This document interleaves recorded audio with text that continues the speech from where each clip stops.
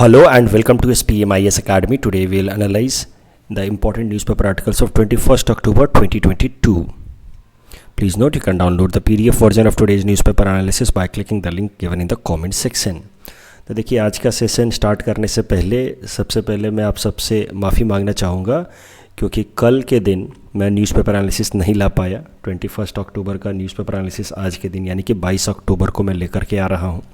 बना लिया था, मैंने पढ़ लिया था न्यूज़पेपर, सुबह ही बना लिया था सब कुछ जो पीपीटी वगैरह है, लेकिन रिकॉर्ड नहीं कर पाया क्योंकि शाम को मेरी क्लास ख़त्म होने के बाद रिज़ल्ट आ गया और रिज़ल्ट आने के बाद फिर हम लोग स्टूडेंट्स के फ़ोन लेने लगे, मैसेजेस का रिप्लाई करने लगे जो स्टूडेंट्स पास हुए या जो जिनका अनफॉर्चुनेटली सिलेक्शन नहीं हो पाया। हम लोग फिर अपनी काउंटिंग भी करने लगे कि हमारे कितने स्टूडेंट्स पास हुए, कौन कौन बैच से पास हुए। तो इस कारण से मैं थोड़ा बिजी हो गया शाम को और इस कारण से कल फिर मैं न्यूज़पेपर एनालिसिस नहीं ला पाया। मैं कोशिश करता हूँ कि मैं इस सेशन को एकदम ईमानदारी से करूँ जो मैंने शुरू किया है। कई सारे ऐसे स्टूडेंट्स हैं जो डायरेक्टली मेरे साथ एसपीएम से रिलेटेड नहीं है लेकिन वो भी फॉलो करते हैं, तो उनके प्रति मुझे एक जिम्मेदारी महसूस होती है कि रोज़ का काम रोज़ करना है। नहीं हो पाता है तो थोड़ी गिल्ट फीलिंग आती है, इसलिए मैं ये थोड़ी सफाई दे रहा हूँ, आप कह सकते हैं। तो कल रात के 3 बजे तक फ़ोन मैसेजेस चलते रहे। 3 बजे तक हमने सारा हिसाब किताब मिलाया कि कितने स्टूडेंट्स हमारे पास हुए, कौन कौन बैच से पास हुए। तो सबसे पहले तो मैं सारे उन स्टूडेंट्स को कॉन्ग्रेचुलेट करना चाहूँगा जिनका सिलेक्शन हुआ है, चाहे वो एसपीएम से जुड़े हैं या नहीं जुड़े हैं। भाई ऐसे दिन जीवन में कम ही आते हैं, बहुत मेहनत से मुश्किल से आते हैं, इसको एंजॉय कीजिए। और ख़ासकर ऑफ कोर्स एसपीएम के हमारे जो स्टूडेंट्स हैं उनके सिलेक्शन के लिए तो हमें भी बहुत ज़्यादा खुशी है। हमें लग रहा है कुछ तो योगदान हमने भी किया है, तो इसको देख करके अच्छा लग रहा है मुझे। आपके साथ मैं एसपीएम का रिज़ल्ट भी शेयर करना चाहूँगा जो हमने मैच किया है। तो 169 टोटल सिलेक्शंस हुए हैं हमारे, आउट ऑफ आई थिंक 331 या 334 जो सिलेक्शंस थे उसमें 169 स्टूडेंट्स हमारे इंस्टीट्यूट से जो हमसे जुड़े हुए उनका सिलेक्शन हुआ है। लेकिन उसमें से 42 स्टूडेंट्स जो हैं वो किसी क्लासरूम प्रोग्राम या टीचिंग से रिलेटेड नहीं थे। They were only from the interview guidance program, यानी कि इंटरव्यू में वो आए थे हमारे और इंटरव्यू गाइडेंस में 1-to-1 सेशन लिया या फिर सिर्फ मॉक इंटरव्यू अटेंड किए 2 या 3। तो 42 वैसे हैं, 127 बाकी ऐसे स्टूडेंट्स हैं हमारे जो सक्सेसफुल हुए हैं जिनको अलग अलग टीचिंग कोर्सेज़ में हमने अलग अलग कंटेंट पढ़ाया है। तो ऑफ कोर्स आईजीपी को लोग उतना ज़्यादा इंपॉर्टेंट नहीं मानते, इंटरव्यू गाइडेंस प्रोग्राम को। अलग अलग क्लासरूम कोर्सेज़ में पढ़ाए हुए जो सक्सेस होते हैं उसमें थोड़ा आप मान सकते हैं कि टीचर्स का कंट्रीब्यूशन ज़्यादा है, क्योंकि इंटरव्यू तो इज़ मोर लाइक पर्सनालिटी और वो तो आपने जीवन भर में जैसे डेवलप किया है दैट इज़ मोर इम्पॉर्टेंट। कोई टीचर उसमें क्या ही रोल प्ले कर लेगा। तो एक बार फिर से सारे स्टूडेंट्स को जिनको कामयाबी मिली है, heartiest congratulations from me and my entire SPM family team. लेकिन उससे ज़्यादा मैं बात करना चाहूँगा उन स्टूडेंट्स के बारे में जो कामयाब नहीं हो पाए। देखो मैं आपको एकदम ईमानदारी से कहता हूँ, जब भी रिज़ल्ट आता है ना तो स्टूडेंट्स के फ़ोन मैसेजेज आते हैं कि सर मेरा सिलेक्शन हो गया। जिनका नहीं होता है ना और उनका जब फ़ोन मैसेज आता है तो मुझे दुख होने लगता है, बहुत चिंता होने लगती है कि अभी वो कैसा महसूस कर रहा होगा या कर रही होगी, क्योंकि आई कैन फील दिस। आखिर मैं भी पढ़ा रहा हूँ किसी जगह पे, तो कहीं ना कहीं तो मेरा भी यूपीएससी में अल्टीमेटली नहीं हुआ होगा सिलेक्शन, तब तो मैं यहाँ पढ़ा रहा हूँ, राइट। तो जब सिलेक्शन नहीं होता है सारी मेहनत करने के बाद तो कितना दुख होता है, कितना बुरा लगता है, उसका एहसास है मुझे। तो ऐसे स्टूडेंट्स को सोच करके मैं दुखी होने लगता हूँ कि आज वो कितना बुरा महसूस कर रहा होगा या कर रही होगी। आप सब के लिए मैं यही कहूँगा, आप इतनी मेहनत करके इंटरव्यू तक पहुँचे, अंत में सिलेक्शन नहीं हो पाया तो कोई बात नहीं, हिम्मत मत हारिए। हम लोग और ज़्यादा मेहनत करेंगे अगली बार, और अगली बार एकदम सिलेक्शन लेके रहेंगे और रुकेंगे नहीं बिल्कुल। We will try harder next time and will reach to the top. एकदम कोशिश करनी है, चाहे आप हमारे स्टूडेंट हैं नहीं हैं, डायरेक्टली फ़र्क नहीं पड़ता। देखिए हिम्मत नहीं हारना है। लगता है एक बार के लिए जीवन में कि अब मैं क्या करूं, फिर से अब कैसे इतनी तैयारी होगी, कितने मुश्किल से पीटी निकलता है, फिर मेंस निकलता है, अब फिर इंटरव्यू में जाकर रुक जाना, बहुत बुरा लगता है। लेकिन यकीन मानिए कोशिश करते रहना ही हमारा कर्तव्य है और वो हम करते रहेंगे तो कुछ ना कुछ हमारे जीवन में अच्छा ज़रूर होगा। भले अभी नहीं लगता होगा आपको, कि अरे सर सब कुछ तो ख़राब होता हुआ लग रहा है। ऐसे जब स्टूडेंट्स बात करते हैं फ़ोन करके लास्ट स्टेज में सेलेक्ट नहीं होने के बाद, तो बहुत बुरा लगता है मुझे। फ़ोन पे ऐसे कोई रोने लगता है, क्या कर सकते हैं बताओ, अब ऐसी ज़िंदगी है, हम इंसान हैं, हमारा कर्तव्य है कोशिश करना। We will keep on trying, right. मैं रामधारी सिंह दिनकर जी के एक दो कविताएं जो मुझे बहुत प्रेरित करती हैं, मुझे लगा कि आज आप सबके लिए मैं पढ़ता हूँ, खासकर ऐसे लोगों के लिए जिनका सिलेक्शन नहीं हो पाया है। एक तो रश्मि रथी से है, ये सौभाग्य न सब दिन सोता है, देखें आगे क्या होता है। आखिर कब तक हमारी किस्मत खराब रहेगी, राइट। जिनका भी सिलेक्शन नहीं हुआ, ठीक है इस बार सौभाग्य ने हमारा साथ नहीं दिया, लेकिन आखिर संघर्ष और कर्तव्य के आगे सौभाग्य कब तक हमें धोखा देगा, भाग्य हमारा कब तक धोखा देगा। देखते हैं आगे क्या होता है और कोशिश करेंगे अगली बार। और जो तेजस्वी होते हैं, जो लोग मेहनती होते हैं, जिनको अपनी मेहनत पे भरोसा होता है, उनके लिए ये पंक्ति है, तेजस्वी सम्मान खोजते नहीं गोत्र बतला के। तो आपको क्या करना है, आपको ये नहीं बताते फिरना है कि देखो मैंने इंटरव्यू दिया था, कम से कम मैं भी तो इंटरव्यू दे चुका हूँ। ऐसे सम्मान नहीं खोजना है। ऐसे कोई अपना बैकग्राउंड बता करके, फैमिली बैकग्राउंड बता करके सम्मान नहीं खोजता है। तेजस्वी इंसान है, अगर मेहनती इंसान है तो पाते हैं जग में प्रशस्ति अपना कर्तव्य दिखला के। दुनिया में, पूरी दुनिया में वो अपनी हस्ती बनाते हैं, अपना एक आइडेंटिटी बनाते हैं अपनी मेहनत के दम पे। तो अपना प्रशस्ति दिखलाना है अगली बार, तब तक चुप रहेंगे। ठीक है हमारा सिलेक्शन नहीं हुआ, लोग कहेंगे चार बात, अरे तुम क्या पढ़ते हो, सिलेक्शन तो तुम्हारा हुआ नहीं, इसका भी हो गया उसका भी हो गया। हम चुप रहना है। हम जब तक अपना कर्तव्य नहीं दिखाएंगे तब तक चुप रहेंगे। हीन मूल की ओर देख जग गलत कहे या ठीक। तो हमारी तरफ हीन मूल देख करके अभी लोग चार बातें कहेंगे कि अरे तुम क्या पढ़ते हो, कैसे काम करते हो, फिर भी वीर खींच कर ही रहते हैं इतिहासों में लीक।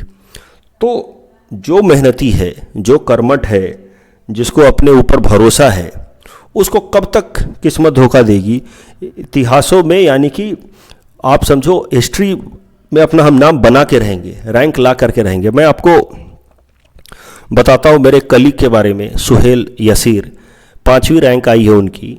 पिछले 1-1.5 साल से हम लोग SPM में साथ में काम कर रहे हैं, वो भी पढ़ाते हैं। इस बार APSC CC में 5वीं रैंक आई है। तो उनकी संघर्ष की कहानी मैं आपको बताऊंगा तो आपको बहुत प्रेरणा मिलेगी कि मतलब कितनी दफ़ा एकदम UPSC के फाइनल स्टेज में जा करके थोड़े से मार्क्स के लिए रह जाना, वो कितना बुरा लगता है। कल उनके चेहरे पे जो मैंने सेटिस्फैक्शन देखा कि सर फाइनली रिजल्ट आया, तो एक एग्ज़ाम में फाइनल लिस्ट में नाम आया, तो वो फीलिंग देख करके भी मुझे भी बड़ा अच्छा लगा। आपको भी वो फीलिंग आएगी, मेहनत करेंगे देर सबेर आएगा ही आएगा। इस बार उनका 5वां रैंक आया। ही वॉज वेरी, मतलब ऐसा नहीं है, he was grateful to the people around और द गॉड। तो कभी कभार फ्रस्ट्रेशन चढ़ जाता है। मुझे इतने साल, 1-1.5 साल से उनके साथ काम करके लगता था कई बार कि वो UPSC में थोड़ी बहुत बदकिस्मती के कारण थोड़े से नाराज़ हैं हो सकता है अपनी किस्मत से। लेकिन कल जो उनके चेहरे का सेटिस्फैक्शन देख करके मुझे लगा कि हाँ, मेहनत तो देखो काम आती है, एक नहीं तो दूसरे तरीके से आपके भी आएगी। चिंता बिल्कुल नहीं करनी है, कोशिश करते रहना है। चलिए, we'll start today's session. So this is the list of the topics that we'll be covering from today's session. The first article is about Cuban Missile Crisis, and this topic is important from our syllabus GS paper 1 world history point of view. तो Cuban missile crisis is associated with cold war. Cold war तो आपको पता है, world war 2 के just बाद ही cold war शुरू हो गया। तो world moved into the dynamics of cold war right after world war 2। The reason being these two blocks, US and Soviet Union, they were brought together because of threat of Hitler. लेकिन essentially they followed different social economic model. For example, US followed liberal model as far as their economy is concerned और polity is concerned. जिस liberal model को कभी कभार हम लोग market model या capitalist model भी कह देते हैं। जबकि सोवियत यूनियन जहाँ इस रेड कलर से हमने दिखाया, they followed basically socialism और communism. So both sides after World War II did not engage into direct confrontation, but they tried to unsettle each other, they tried to put pressure on each other, they engaged into power projection, and that is how, and they got into proxy war. For example, Korea में या Vietnam में they got into proxy war, means avoiding direct confrontation but confrontation in one way or the other through other parties. So that is how this entire dynamics after World War II is known as Cold War, because there was no direct confrontation, but the purpose of both sides was to weaken each other. So Cold War essentially can be referred as a competition or tension where a series of conflicts between US and Soviet Union was going on, but not directly, but through their respective allies. तो cold war के लिए कुछ basic terms, 4 terms अगर आपको याद करने हो तो you can mug up these 4 terms. Emergence of 2 super powers, world was divided into block system. So blue colour से आप देख सकते हैं there where the blocks led by US, red colour से blocks led by USSR. But दुनिया के कुछ ऐसे भी देश थे including country like India. In fact India was the leader of the third stream जिसको हम लोग नॉन अलाइनमेंट मूवमेंट कहते हैं. एंड दैट इज़ हाउ जब दुनिया में कोल्ड वॉर चल रहा था, it can be considered as a tension period for the world. Tension period. Diplomatic war was going on. The diplomats from both side were trying to project each other in a sinful way, and that could be called as diplomatic war. अभी यही cold war के context में we have to seen Cuban missile crisis. तो सबसे पहले समझिए Cuba का location. Cuba is a small country that is located on the southeastern side of United States of America. It is in fact at the confluence of these 3 water bodies, Gulf of Mexico, Caribbean Sea and Atlantic Ocean. तो Cuba में 1959 तक एक dictator rule कर रहे थे जिनका नाम था बटिस्टा. और ये जो डिक्टेटर थे क्यूबा में, Batista, he was completely pro US. तो यूएस जैसा जैसा कहता था वैसा वैसा करते जाते थे. तो आप कैसे मान सकते हैं कि क्यूबा पूरी तरीके से प्रो यूएस हुआ करता था under Batista rule. But Batista के खिलाफ 1959 में एक रिवॉल्यूशन हुआ, and that revolution was led by Fidel Castro. और फिडेल कास्ट्रो की लीडरशिप में बटिस्टा के खिलाफ रिवॉल्यूशन होकर के बटिस्टा को हटा दिया गया. और फिडेल कास्ट्रो जब पावर में आए तो उन्होंने क्यूबा के इकोनॉमिक और पॉलिटिकल जो मॉडल है उसको पूरी तरह से बदल दिया.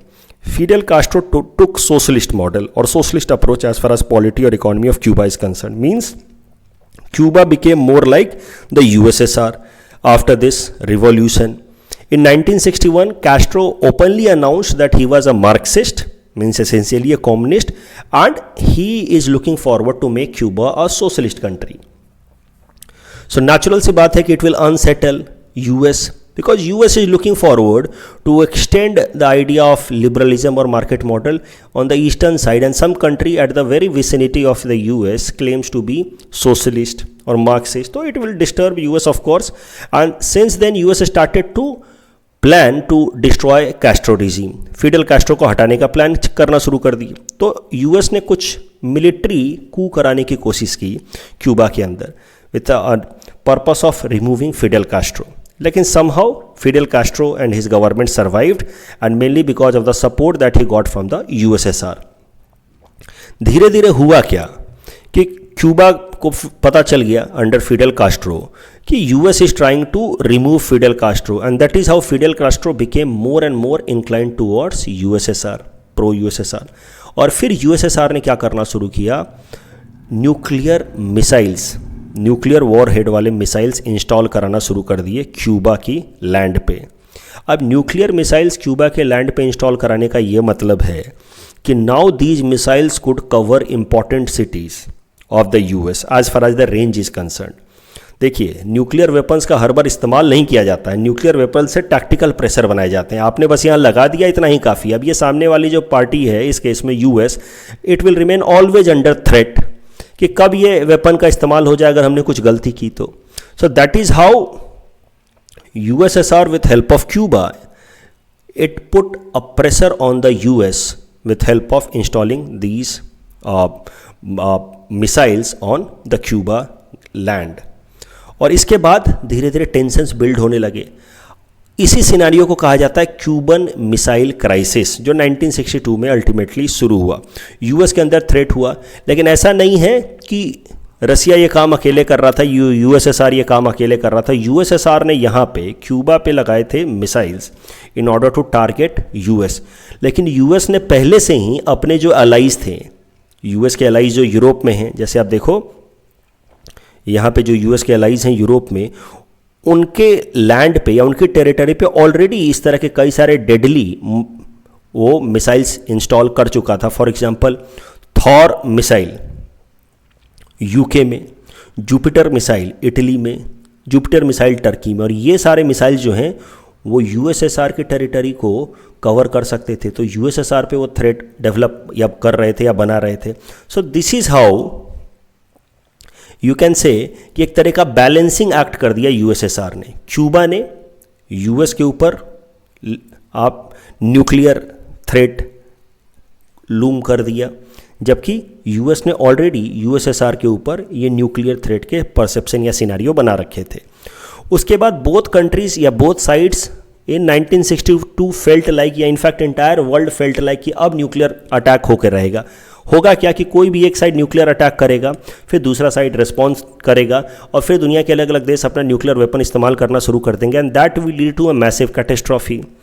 क्योंकि न्यूक्लियर वेपन्स हैव कैपेसिटी और potential to destroy the entire world, and not just once और twice, they can destroy the entire world for multiple times. It is believed if all the nuclear weapons on our earth are used, it can kill the entire earth for more than 9 or 10 times, and that is why the modern age of nuclear weapon is also known as age of overkill. It is not just enough to kill us, it can kill us multiple times, and that is why it is known as age of overkill. So over a period of time जब ये tension build up होना शुरू हो गया, so दोनों ही side को ये realise हुआ कि it is self destructive idea, it will lead to destruction of both sides.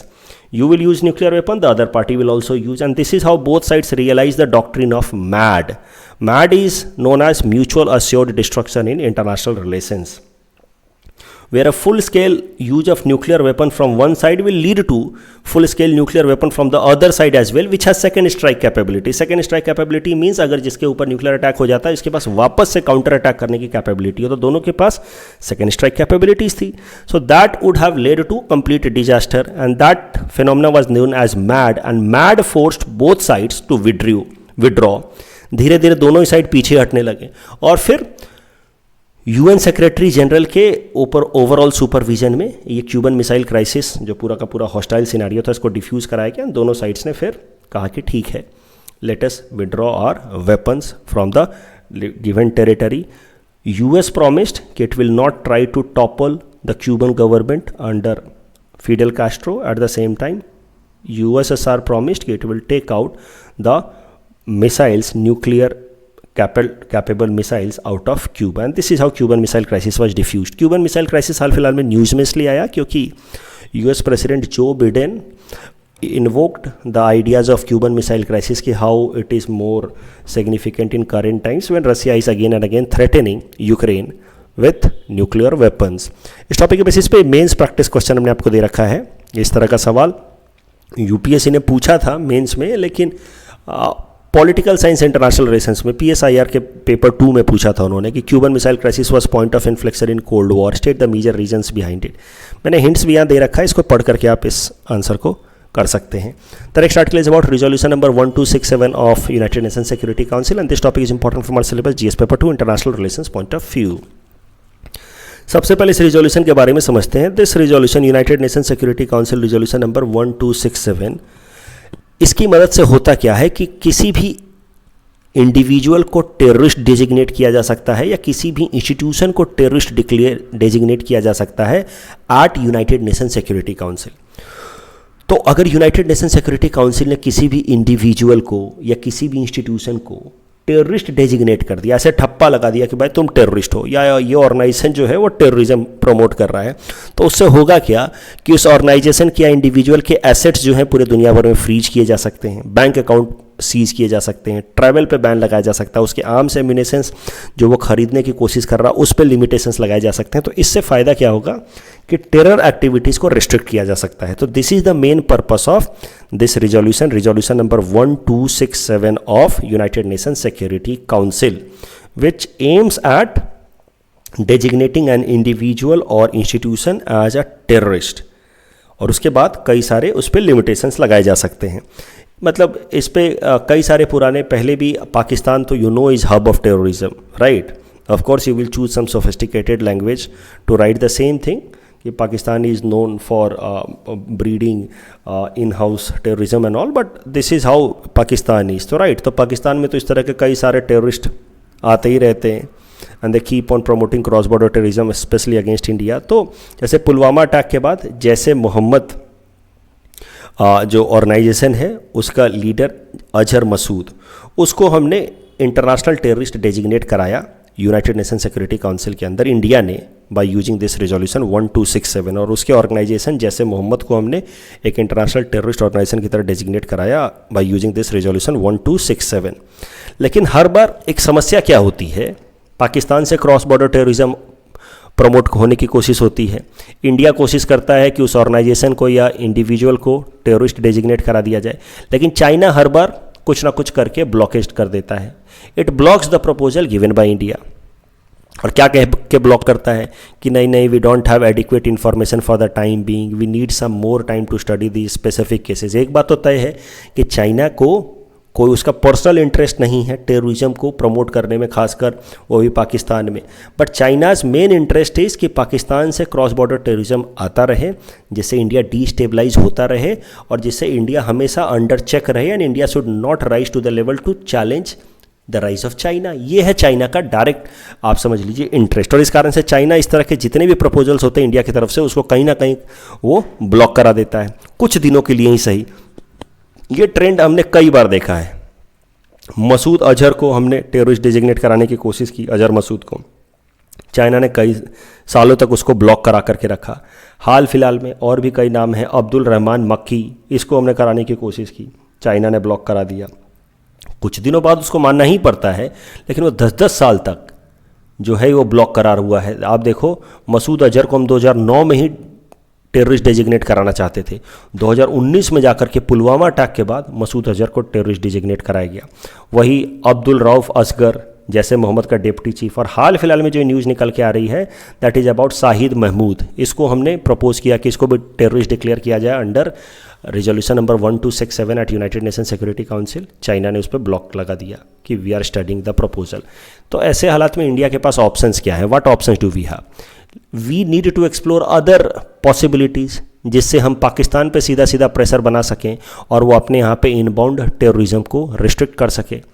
तो इसमें एक प्लेटफॉर्म हमारे सामने निकल करके आता है, financial action task force, FATF। It was established in 1989। क्या है FATF? ये एक इंस्टीट्यूशन है, 1989 में बनाया गया था, is located at Paris in France. इसका भी मेन गोल यही है कि टेरर फाइनेंस को रोका जाए, मनी लॉन्ड्रिंग होती है जो ब्लैक मनी को लीगलाइज करने की कोशिश की जाती है, उसको रोका जाए। इसमें टोटल 39 मेंबर कंट्रीज़ हैं इंक्लूडिंग इंडिया। तो FATF काम कैसे करता है? दुनिया के अलग अलग देशों को 2 लिस्ट में डिवाइड करता है mainly, grey list and black list. Grey list में वो उन देशों को डालता है जिन पे उसको ऐसे शक होता है, सस्पिशन होता है कि these countries are supporting either directly और इनडायरेक्टली टेरर फाइनेंसिंग और मनी लॉन्ड्रिंग। तो countries like Sri Lanka, Pakistan, Syria has been placed under it. Pakistan, I told you, is in grey list. So now we can pressurise Pakistan कि if you do not help us or if you do not put restrictions on such terror groups and individuals operating from Pakistan, we will use our influence on FATF to shift you from grey list to black list. Because if a country is moved to black list, like country like North Korea and Iran, then a lot many more international financial restrictions are put. For example, they can not get loan from IMF and world bank, और पाकिस्तान को तो इसकी बहुत ज़्यादा ज़रूरत है। So this is how we can explore other possibilities like FATF and all to put pressure on countries like Pakistan, specially in case when China is deliberately holding और blocking our efforts to designate some individuals और institutions as terrorist. तो grey list में भी जाने का अपना समस्या है, लेकिन ब्लैक लिस्ट में जाने पे तो और भी प्रॉब्लम है। तो पाकिस्तान अभी ग्रे लिस्ट में, उसको हमें ये थ्रेट कराना होगा कि हम तुम्हें ब्लैक लिस्ट भी करवा सकते हैं। ग्रे लिस्ट के अपने क्या चैलेंजेस हैं? इकोनॉमिक सैंक्शंस में come from institutions like IMF, world bank.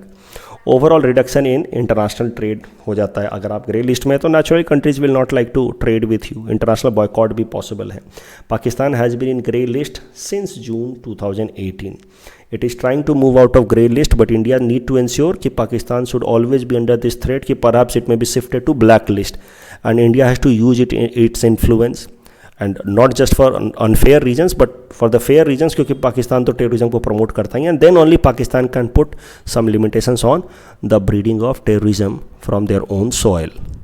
इस टॉपिक के बेसिस पे प्रीलिम्स प्रैक्टिस क्वेश्चन हमने आपको दे रखा है। Please attempt this question and you can submit the answer in the comment section. The next article is about anti smoke guns and this topic is important from our syllabus GS paper 3 environment point of view. Smoke क्या होता है? Smoke is a term that is made up of two words, smoke plus fog, दोनों को मिलाकर के हो जाता है स्मोक। फॉग तो नेचुरली विंटर्स के टाइम में बनते हैं। क्यों बनते हैं ये आपने बेसिक ज्योग्राफी क्लास में जरूर पढ़ रखा होगा, विंटर्स में ही क्यों फॉग बनते हैं, because of the phenomena known as temperature inversion. I hope you must have studied it, हम उसके डिटेल में नहीं जा रहे हैं। तो विंटर के टाइम में फॉग बन गया mainly because of temperature inversion, right. और उसके साथ साथ अगर स्मोक भी प्रोड्यूस होने लगा आसपास के रीजन में, तो वो स्मोक क्या होता है, फिर वो हायर ऑल्टीट्यूड रीजन में जा नहीं पाता है because of temperature inversion. It gets surrounded and limited in the given atmosphere और the system, right, because temperature inversion वाले सिनारियो में there is no vertical wind beyond certain limit. तो फिर वो फॉग तो बना ही है because of temperature inversion, smoke भी उस एरिया में अगर फंस के रह गया तो स्मोक एंड फॉग टुगेदर में lead to a phenomena known as smog. Smog जो है वो एकदम धुंधला कर देता है विजिबिलिटी, और फिर जो स्मॉग बनता है that is also not healthy for smoke breathing purpose as well. Forget about healthy, it is very harmful for those who are having any respiratory related illness. तो इस तरह का जो स्मोक है या स्मॉग है, ये दिल्ली के आसपास के रीजन में बहुत ज़्यादा बनता है सर्दी के दिनों में। कारण क्या है कि दिल्ली में तो चूँकि दिल्ली जो है कॉन्टिनेंटल साइड पे है, तो वहाँ पे टेम्परेचर इन्वर्जन ज़्यादा होता है, राइट। टेम्परेचर इन्वर्जन नहीं हो सकता कोस्टल रीजन में, टेम्परेचर इन्वर्जन कॉन्टिनेंटल साइड में ज़्यादा होता है। और दिल्ली में टेम्परेचर इन्वर्जन हो रखा है, मतलब वहाँ पे फॉग ज़्यादा बनेगा। और साथ ही साथ दिल्ली के आसपास के रीजन में, पंजाब हरियाणा में जो फार्मर्स कटाई करते हैं खारीफ सीजन की, तो बचा हुआ जो रेसिड्यू है क्रॉप का उसको वो जला देते हैं, जल्दी से बर्न कर देते हैं ताकि वो अगले सीजन के लिए खेतों को तैयार कर सके। तो जब वो जलाते हैं वो रेसिड्यू को, तो उससे बहुत ज़्यादा स्मोक निकल के आता है पंजाब और हरियाणा से, जो दिल्ली के आसपास छा जाता है और जो वो फिर स्मॉग का प्रॉब्लम क्रिएट कर देता है। और वो फिर लंग्स के रिलेटेड जिनको प्रॉब्लम्स उनको और ज़्यादा खतरा करता है। इस तरह का जो स्मॉग होता है that is known as classical smog, and that is it is also known as winter smog, right, क्योंकि ये ज़्यादातर कब बनता है, सर्दियों में बनता है। तो it is also known as winter smog. It is also known as London smog, क्योंकि ज़्यादातर ये ठंडे जगहों पे बनता है। London has in general cooler climate, so इसको कभी कभार लंडन स्मॉग भी कह देते हैं। तो ध्यान रखिएगा, क्लासिकल स्मॉग को विंटर स्मॉग भी कहते हैं, लंडन स्मॉग भी कहते हैं, क्योंकि ठंडे जगह पे बनता है। लेकिन उससे भी ज़्यादा खतरनाक एक तरह का स्मॉग होता है जिसको हम लोग कहते हैं फोटोकेमिकल स्मॉग।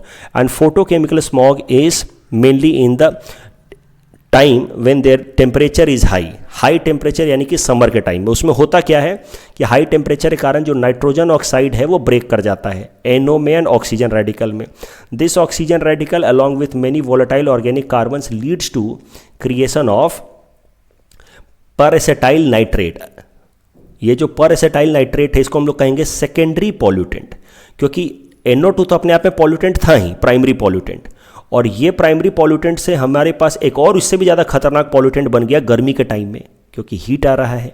हीट के कारण ये NO2 और NO सेपरेट हो रहे हैं, वोलेटाइल ऑर्गेनिक कार्बन के साथ मिक्स हो रहे हैं, और इस हीट के कारण, जो हीट सन से आ रहा है समर के टाइम में, इस हीट के कारण ओजोन के साथ मिल करके और भी ज़्यादा खतरनाक, आप समझो, एक केमिकल बन गया पर एसेटाइल नाइट्रेट PAN, जो पर ऑक्सी एसेटाइल नाइट्रेट PAN, जो सेकेंडरी पॉल्यूटेंट कहा जाएगा, क्योंकि ओरिजिनली तो ये एटमॉस्फेयर में होता नहीं है। ओरिजिनली जो पॉल्यूटेंट होंगे एटमॉस्फेयर में वो होंगे प्राइमरी पॉल्यूटेंट, और जो किसी रिएक्शन के कारण बनेंगे वो होंगे सेकेंडरी पॉल्यूटेंट। तो ये जो पर ऑक्सी एसेटाइल नाइट्रेट हैं, दीज आर सेकेंडरी पॉल्यूटेंट, और ये जो है हमारे लंग्स के लिए और ख़तरनाक होते हैं। और इनको कभी कभार हम लोग समर स्मॉग भी कह देते हैं, फोटोकेमिकल स्मॉग भी कह देते हैं, because they are mostly created in the summer time and these are created because of the photochemical reaction sunlight, and it is why sometimes known as photochemical smog और summer smog और Los Angeles smog, क्योंकि Los Angeles जो city है US का, वहाँ पे इस तरह का स्मॉग ज़्यादा देखा जाता है। लंदन को हम लोग क्लासिकल स्मॉग या फिर विंटर स्मॉग भी कहते हैं। अभी करंट न्यूज़ ये है कि जैसा कि मैंने आपको बताया, दिल्ली में सर्दी का टाइम आ रहा है और वहाँ पे क्लासिकल स्मॉग के प्रॉब्लम्स होने शुरू हो गए because of burning of the stubble around Punjab and Haryana. So now Delhi government is using this kind of anti smoke guns in order to bring down the smog. Anti smoke guns में actually किया जाता है कि water vapours को भेजा जाता है. Water vapours are put in the air.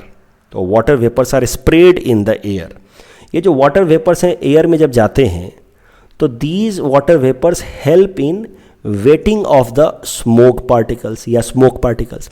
ऐसे ये वाटर वेपर जब जाएगा हवा में तो स्मोक को थोड़ा सा गीला करेगा ना, wetting of the smoke particle, and that leads to settling down of that smoke particles and that helps in bringing down the concentration of smog in the atmosphere. और इससे फिर पॉल्यूशन का खतरा थोड़ा कम होता है और सांस लेने में भी ज़्यादा तकलीफ नहीं होती है.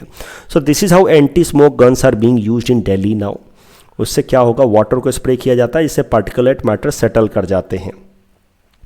तो ये भी पूरी तरह से इन्वायरमेंट फ्रेंडली सॉल्यूशन तो है नहीं कि इन्वायरमेंट में एयर पॉल्यूशन को कम करने के चक्कर में वाटर को हम डिस्ट्रॉय कर रहे हैं, which is also a scarce resource. तो that also could not be a long term solution. और इससे पूरा सॉल्यूशन मिलता भी नहीं है स्मोक से रिलेटेड, और ये कोई बहुत सस्टेनेबल सॉल्यूशन भी नहीं है. So the best thing would be we prevent stubble burning of crops residue in states like Punjab, Haryana to a greater extent. उसके लिए कई सारे काम भी चल रहे हैं. Happy seeder technology and all have been developed ताकि स्टबल बर्निंग ना करना पड़े.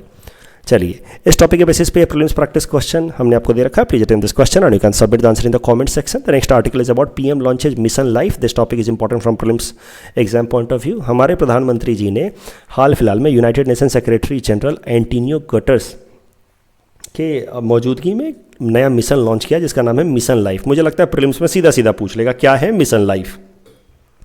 मिशन लाइफ का फुल फॉर्म है लाइफस्टाइल फॉर एनवायरनमेंट. तो सरल भाषा में अगर कहूँ मैं एक लाइन में आपको समझाऊं तो हम इस तरह का लाइफस्टाइल अडॉप्ट करें कि वो एनवायरनमेंट फ्रेंडली हो जाए.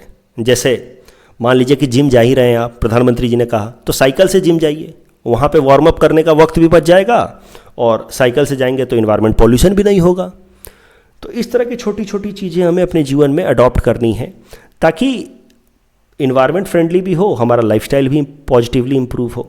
तो जो concept of mission life was suggested by NITI Aayog and it simply says कि we need to adopt 3-pronged strategy to improve our concept of और our lifestyle and which becomes more environment friendly. ये जो 3-pronged strategy है उसको नाम दिया गया है P3 model, pro planet people. तो let us make people in such a manner that automatically their lifestyle is as per the requirement of the planet. हमारी लाइफस्टाइल हम क्या कर रहे हैं, पहले जंक फूड खा रहे हैं और फिर जिम जा करके और वेट घटा रहे हैं. आखिर खाएं ही क्यों जंक फूड कि वेट बढ़े और फिर वेट घटाना पड़े. That is the idea. Let us adopt such a lifestyle कि it automatically becomes as per the requirement of the planet और सस्टेनेबल डेवलपमेंट. इसके 3 कंपोनेंट होंगे. Focus on individual behaviour. So हर एक इंडिविजुअल की अंडरस्टैंडिंग या बिहेवियर को बदलना होगा, तब जाकर के मास लेवल पे मूवमेंट बन पाएगा. 1-2 आदमी की सोच बदलने से नहीं होगा. सोच ऐसी रखनी होगी कि हमें इन्वायरमेंट फ्रेंडली ही बिहेवियर रखना है. co-create globally. Entire world has to come together and they have to contribute in one way or the other in this direction and leverage upon local culture. At the same time, हर एक community में local level पे कई सारे ऐसे local solutions हैं, indigenous solution है against environment pollution and all. जैसे tribal community के जो ट्रेडिशनल नॉलेज है उन सब के नॉलेजेस को भी इस्तेमाल करके हमें उनका लेवरेज करना है ताकि जो हमारा गोल है to have a sustainable lifestyle itself वो पूरा हो पाए. That is the purpose of mission life. कल जो हमने आपको प्रैक्टिस क्वेश्चन दिया था उसका आंसर देख लेते हैं. Which of the following city is not part of Harappan site. Answer would be Sohagaura. And Interpol, the president of Interpol is elected by UNSC. This is wrong. United Nation General Assembly. And रॉ नहीं, CBI हमारे India की तरफ से represent करता है. तो correct answer would be option D. That's all from our side for today. Thanks for watching.